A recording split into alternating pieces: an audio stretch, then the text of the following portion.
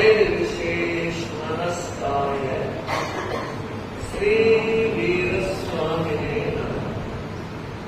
अनंत आस्था के निकेतन भगवान महावीर के चरणों में वंदनम।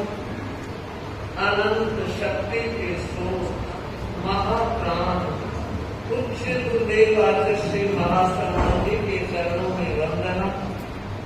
सम्माननीय मुनि प्रवर, सहवर्ती साथी परिवार, सम्मानित मंच, समागत श्रावक श्राविका परिवार, आज का यह मंगल प्रभात ऐसा लग रहा है साक्षात हम आचार्य महाश्रवण के सन्निधि में बैठे हैं और प्रभु महावीर की देशना की तरह हम आचार्य महाश्रवण को सुन रहे हैं। आप जानते होंगे जिन शासन में अगर कोई सर्वोपरि स्थान है तो वह तीर्थंकर भगवान का, और जब तीर्थंकर भगवान नहीं होते तब तीर्थंकरों के प्रतिनिधि आचार्य सर्वोपरि होते हैं। और हमारे ग्रंथों में यहाँ तक कहा गया है तीर्थयरो समो आयर्या हवै, आचार्य तीर्थंकर के समान होते हैं, विध्यात्म संघ को गतिमान करते हैं। अपनी साधना के बारे में जब मैं बात करूं तो मुझे ऐसा लगता है कि आचार्य श्री महाश्रवण जी आत्मद्रष्टा संत है। वे स्वयं को देखते हैं, स्वयं को समझते हैं, स्वयं को पहचानते हैं और स्वयं को बदलने का निरंतर प्रयत्न कर रहे हैं। न केवल आत्मद्रष्टा, वे आगम दृष्टा भी है। आगम पर जब उनका वक्तव्य होता है, ठाण भगवती आचारांग उत्तराखंड, आप लोगों ने अगर नहीं सुना है तो आजकल तो बहुत से साधन उपलब्ध हो गए हैं, सुना जाना चाहिए। एक बार आगम की किस तरह वो गले उतार रहे हैं। वे आगम दृष्टा है, आत्मदृष्टा है, वे अध्यात्म दृष्टा भी है। अध्यात्म दृष्टा करुणा, पावन पवित्रता, क्षमा, ये सारे गुणों में मूर्तिमान हो रहे हैं। और मुझे लगता है भविष्य दृष्टा भी, जो आचार्य आगम दृष्टा हो, आत्म दृष्टा हो, अध्यात्म दृष्टा हो, भविष्य दृष्टा हो, वह अपने जीवन को, अपने कार्यकाल को और अधिक यशस्वी बना सकता है। हम देख रहे हैं आचार्य श्री महाश्रवण जी ने जो 100 दीक्षाओं का संकल्प किया, अनेक श्रावक श्राविकाओं के साथ साथ साधु साधियों के मन में भी ये विचार आया कि 100 दीक्षाएं एक वर्ष में कैसे संपादित हो सकती है, मगर एक वर्ष से पहले 100 दीक्षाएं हो गई। मुझे लगता है कि सच में आचार्य श्री महाश्रवण जी जीवंत व्यक्तित्व के धनी है। अपने गुरु के प्रति उनका जो आस्था भाव, उनका जो विनय भाव, उनका जो समर्पण भाव हमें प्रेरणा देता है। मैं श्रावक समाज से एक बात कहना चाहूंगी, जिनको हमने अपना गुरु माना है, जिनको हमने अपना आराध्य माना है, जिनके चरणों में हम अपना शीश मस्तक उत्तमांग रखते हैं, उनके प्रति हमारी आस्था भी,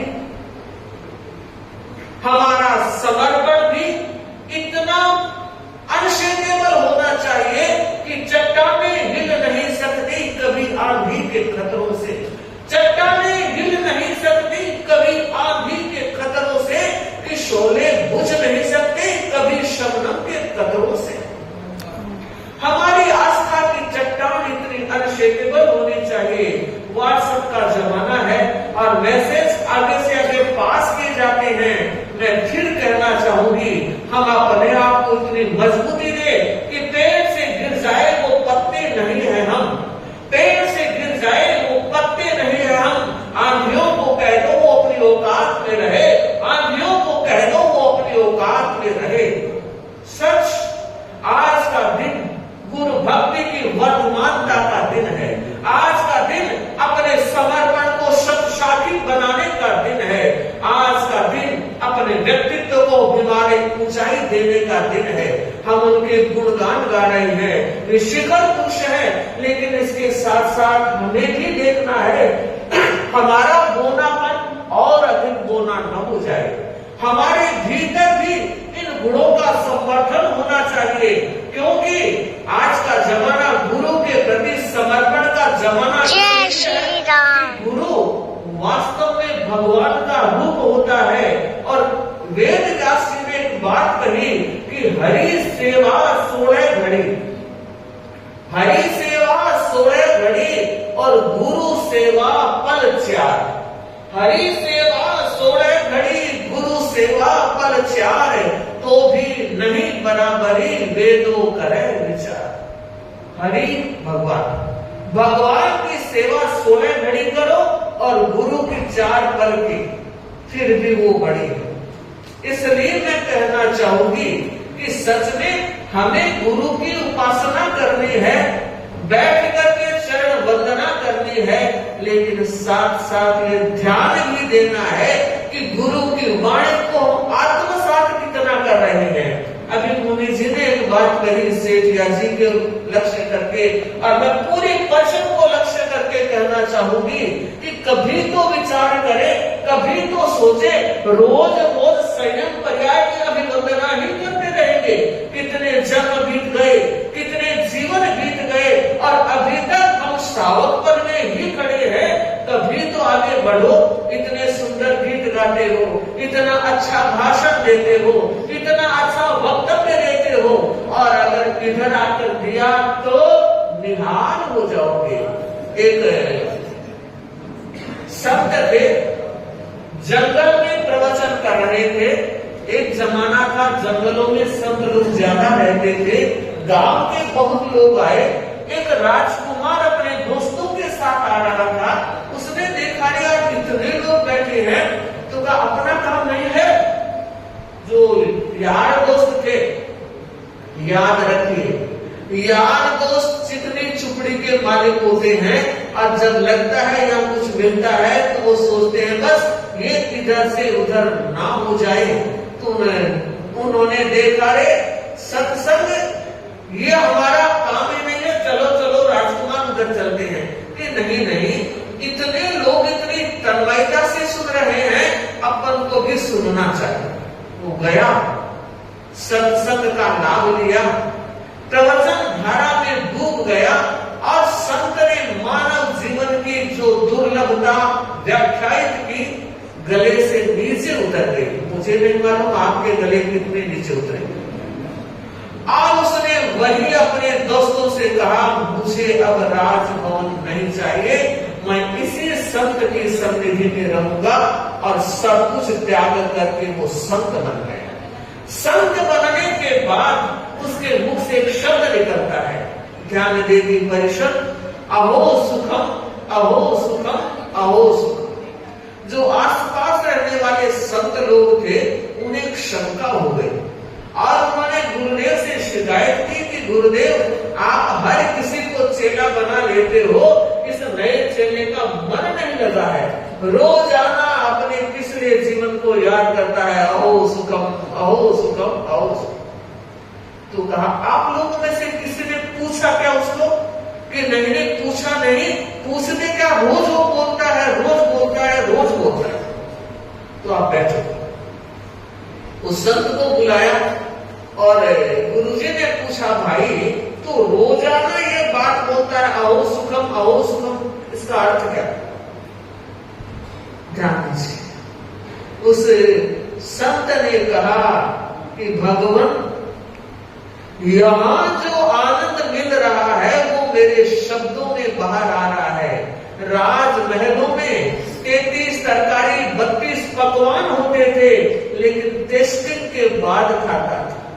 किसी ने जहर तो नहीं मिला दिया। रात को सोता था, फिर भी चिंता रहती थी कोई शत्रु सेना सीमा में प्रवेश न कर जाए। और अब निश्चिंतता के साथ खाता हूँ और आराम से सोता हूँ, और मुझे लगता है इससे बड़ा आनंद दुनिया में कहीं मिल सकता है क्या? शिकायत करने वालों की नजरें नीची हो गई और उन्होंने हाथ जोड़ते हुए खबर कामना करते हुए कहा, एक नवयुग की एक बाल मुनि की हमने आशाधना कर दी। गुरुदेव, हमें नहीं पता था ये बाल मुनि इस तरह से संयम में भ्रमण कर चुका है। बंधुओं, बात आगे बढ़ी। संतों का सिलसिला होता है, वे बिहार चर्या से रत रहते हैं। हम फकीरों की क्या बस्ती, हम फकीरों की क्या बस्ती, आज यहाँ कल वहां चले, मस्ती का आलम साथ चला, हम धूल उड़ाते जहां चले। संत जहां जाते हैं, रात वही होती है अयोध्या। विचरण करने का वक्त एक दिन संतों ने कहा, भाई कल हमारा यहाँ से प्रस्थान है, आज का यह प्रवचन इस प्रवास का अंतिम प्रवचन। सबने सुना।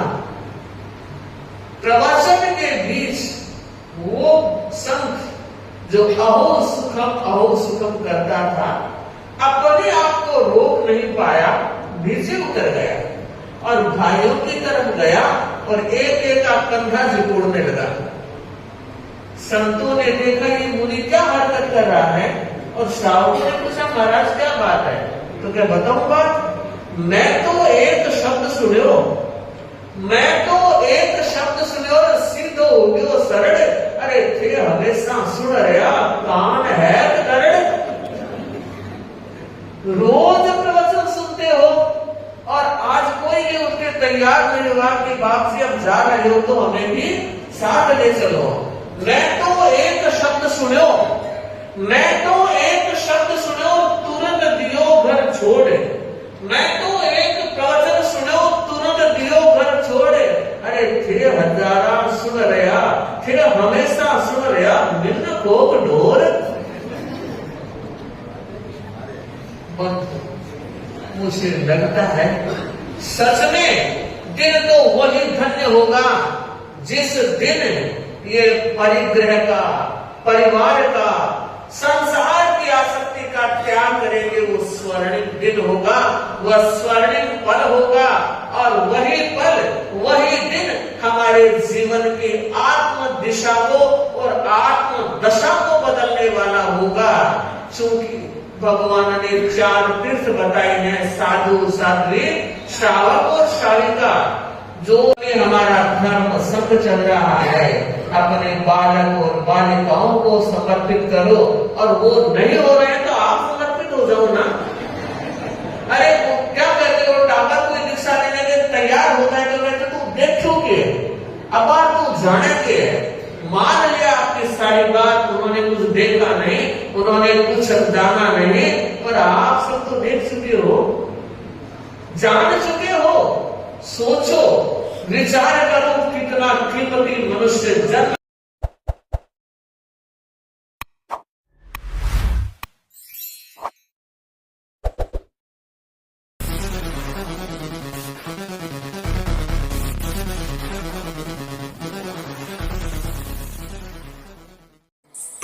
क्या अविद्यानामन्तस्तिमिरमिहिरद्वीपनगिरे